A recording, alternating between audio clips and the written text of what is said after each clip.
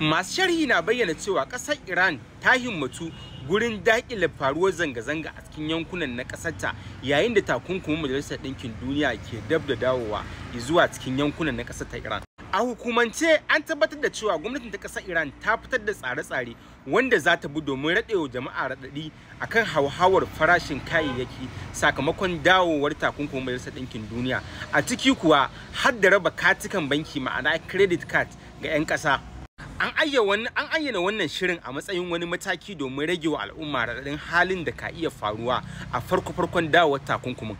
A cikin wata sanarwa da aka gabatar wadda Firaministan na ƙasar ta Iran wato Masoud Pezeshkian ya furta, ya sanar da cewa wajibi ne bamu da wani zaɓi illa mu ƙara farashin man fetiri. Ya ce amma kuma a ɓangare guda mun amince da rarraba wannan katika a matsayin credit card musamman ga ƙananan ma'aikatan gwamnati domin rage musu raɗaɗi a matsayin abin da ka iya biyo baya sakamakon takunkumin tarayyar Turai da ƙasashen yamma. Rahotanni sun bayyana cewa wannan tsari na rabon katin credit card na banki domin cirar kuɗaɗe daga gwamnati ya taɓa haifar da ɗa mai ido a shekarar 1980 a lokacin da aka gudanar da yaƙi tsakanin ƙasar Iran da kuma ƙasar Iraki.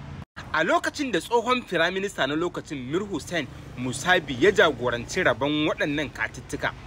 Masu hasashe hasashen cewa za a iya samun karancin kudaden waje a yayin dawowar wannan takunkumi a ranar 27 zuwa 28 na wannan watan da muke ciki, yayin da ake hasashen cewa matsaloli na karuwar tashin gauran zabi na kudaden ƙetare tare da raguwar farashin kuɗin cikin gida ka iya faruwa. An bayyana cewa mataimakin shugaban ƙasa Muhammad Reza ya bayyana cewa ga hukumomin gwamnati akan a rage wa 'yan kasuwa harajin da yake kansu kasancewar kada a samu wani abu wanda zai samu tunziri daga gurin jama'a. So amma a cikin wani labari na daban, shugaban ƙasar Amurka Donald Trump a yayin gabatar da wani bangare na jawabin da ya gabatar a taron UN na karo na 80 ya bayyana cewa 'yancin ƙasar Falastinu ba za su taɓa amincewa da shi ba, kamar yadda ya ayyana akan matsayar ƙasar Isra'ila cewa bata amince da 'yancin ƙasar Falastinu a kowane yanayi a wannan lokaci ba. Sannan kuma ya furta al'amarin gargowar ƙasashen da suka amince da wannan 'yanci na ƙasar Falastinu tamkar ana bawa ƙungiyar Hamas wani tagomashi ne na ci gaba da ta'addanci a cikin abin da ya ayyana a harin 7 ga wata wanda